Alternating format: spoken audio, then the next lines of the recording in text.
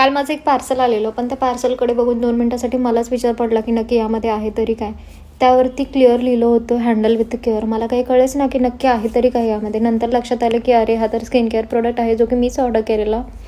हा आहे herbal skin care product. याचे रिव्ह्यूज छान वाटले मला, त्याच्यामुळे मग मी ऑर्डर केला. मला जर रिझल्ट छान आला याचा, तर याचा रिव्ह्यू मी नक्की शेअर करेन तुम्हा सगळ्यांसोबत.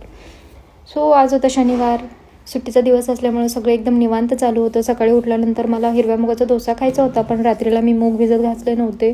त्याच्यामुळे मग सकाळी उठल्यानंतर 1 वाटी उडदाची डाळ आणि 1 वाटी पिवळ्या मुगाची डाळ अशी भिजत घातली. मी म्हटलं की चला सकाळी नाही तर नाही, नंतर दुपारी किंवा संध्याकाळी तरी खाता येईल. त्याच्यामुळे मी डाळ स्वच्छ साफ करून घेतली आणि 2 ते 3 वेळेस पाण्याने धुवून ठेवून भिजत ठेवली. मेथीदाणे मी रात्रीलाच भिजत टाकले होते, कारण की मेथीदाणे याच्यामध्ये टाकायचे होते मला.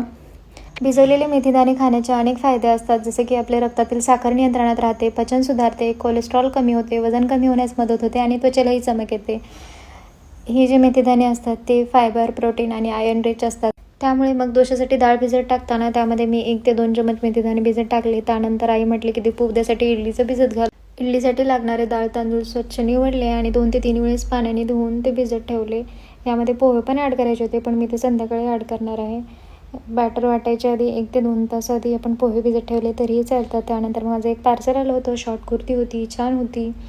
दुपारी आईने मस्त कारल्याची भाजी चपाती बनवली होती, मस्त पोटभर जेवण केलं आणि हे झाड माझी 2 ते 3 दिवसापासून वाट बघते आता ही मला कधी लावणार म्हणून.